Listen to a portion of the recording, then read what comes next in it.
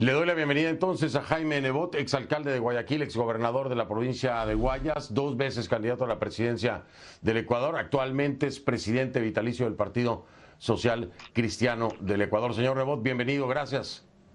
Fernando, un saludo afectuoso a usted y a los que siguen su programa en el mundo a través de CNN. Le escucho algo interrumpido, pero espero que usted me esté escuchando bien. Lo escucho perfecto, señor Nebot. Qué pena que me escuche algo interrumpido. Trataré de ser muy claro en mi tono y en mis palabras para que no haya confusión. Uno de los temas que quería preguntarle desde el planteamiento de hacer del Ecuador un Estado federal es cómo solucionaría, por ejemplo, los actuales problemas con la CONAIE. Uno piensa en que un cambio traería solución o muchas soluciones. ¿Cómo aplicaría, por ejemplo, en el actual problema con la CONAIE y el gobierno del presidente Lasso, un cambio a un Estado federal? Bien, yo he dicho que el Ecuador ha llegado al momento en que tiene que cambiar un Estado fallido que produce gobiernos fallidos que a su vez están convirtiendo en fallidas las aspiraciones de libertad y progreso del pueblo ecuatoriano. Precisamente el problema con la CONAIE es una manifestación de aquello. ¿Por qué? Porque el Estado está diseñado, el Estado ecuatoriano, para no respetar desde el poder central las costumbres, la idiosincrasia, los objetivos, los procedimientos y cómo hacer realidad las visiones de progreso desde el punto de vista de cada uno de los habitantes de las distintas provincias. Y por otro lado, es un Estado que destina apenas el 21% de los ingresos permanentes, es decir, los tributos, y el 10% de los ingresos no permanentes, es decir, el petróleo, a 24 gobiernos provinciales y a 221 gobiernos cantonales que a su vez tienen varias ciudades y a centenares de juntas provinciales. Pero no contento con eso, tampoco entrega esa pequeña parte del dinero porque lo demás lo reserva para sí. No lo entrega completo, dispone del dinero a su arbitrio. No contento con eso, dispone del dinero de los aportantes a la seguridad social, también a su arbitrio. Dispone de los dineros depositados en el Banco Central del Ecuador, que corresponden no solo al gobierno, sino a universidades, municipios, prefecturas, juntas parroquiales, y también al encaje bancario. ¿Y qué hace con todo ese dinero? Gasto público y pago de la deuda externa. A saber, y esa es gran parte del reclamo de los indígenas, y respeto a su cultura, a sus aspiraciones, y poco dinero para atender sus necesidades. Reclamo que compartimos los ecuatorianos, más no la violencia, en algún caso incluso delictiva, sí, de destruir las ciudades, etcétera, etcétera, etcétera. Pero en este momento, de 34.000 millones de presupuesto, en los 5 primeros meses se han invertido en obra pública 220 y pico de millones de dólares. Simplemente la Policía Nacional le pide a la alcaldesa de Guayaquil ya no equipamiento, que además es competencia del gobierno, sino dinero para el rancho, es decir, para alimentarse. Se cierran los hospitales, las cirugías en importantísimos centros médicos por falta de anestesia y de remedios. El registro civil no tiene material y aquí se demoran 2 o 3 meses para entregar un pasaporte. Entonces confunde el Estado el afán y el objetivo de servir al ciudadano con tener un ciudadano que sirve a ese Estado central que dispone de una gran cantidad de dinero que al pueblo no le beneficia en nada. Por eso hay que cambiar ese Estado fallido por un modelo de república unida y federal. Quiero ser claro, república unida y federal adaptada a las circunstancias del Ecuador. Un Estado federal a la ecuatoriana, diríamos entonces. Hay quienes dicen que está usted trayendo este tema, que por cierto, yo se lo digo a nivel personal, me parece muy interesante el planteamiento, pero hay quienes dicen, no, Nebot lo está haciendo para aprovechar la coyuntura política de Guillermo Lasso, que no es la más favorable, o por un tema electoral. ¿Qué le responde a esas personas? Muy poco serio ese planteamiento.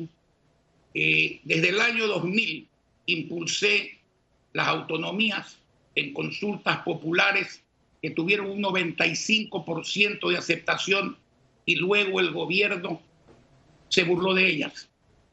Luego, como alcalde de Guayaquil durante 18 años, acompañado de otros alcaldes de otras ciudades, hicimos lo que llamamos autonomía al andar.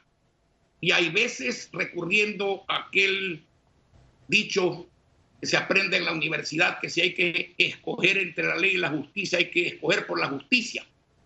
Luego de eso, lo hemos dicho varias veces, lo dijimos en el levantamiento indígena del año 19, lo repetimos en la fiesta del Bicentenario de Guayaquil el 9 de octubre del año 2020, lo acabamos de decir ahora después de un nuevo estallido social por el irrespeto a la cultura, idiosincrasia de los ecuatorianos en las provincias y por la mala disposición de las rentas y por el encarecimiento de la vida. ¿Qué esperamos? ¿Esperamos un tercer, un cuarto estallido que acabe con la unidad nacional? No. Además, permítame ponerle algo de humor. Asunto electoral. Si yo no soy candidato a nada y no voy a ser candidato a nada, soy un ecuatoriano que aprovecha su experiencia y su afán de servicio para trasladarle una inquietud y hacerle un planteamiento a los ecuatorianos para que lo mediten, lo profundicen y lo resuelvan. Y si hay alguno mejor, pues pónganlo sobre la mesa. No creo que nadie esté contento con lo que está sucediendo aquí, con el peligro que corre la unidad nacional. Ya hay voces de separatismo que hay que acallar. Y en cuanto a que esto es por las elecciones, dicen que para ganar votos, entonces me pregunto, si la gente quiere votar por eso, quiere decir que tiene aceptación popular, porque no se contradigan y que contrapongan argumentos y visiones distintas para analizarlas. Esto que dice el exalcalde Nebot es porque esto tendría que ser una reforma constitucional que tendría que pasar a través de los mecanismos del legislativo para poder llegar precisamente a un plebiscito donde la gente vote en torno a esto. Me quedan 3 minutos y quiero entender algo, exalcalde. Usted decía algo muy importante, el tema de la inclusión de las comunidades indígenas dentro de un Estado federal. ¿Dónde ubica usted a esas comunidades indígenas territorialmente hablando y también en estructura de poder, como estados, como zonas independientes? ¿Dónde las ubicaría en ese contexto en su propuesta?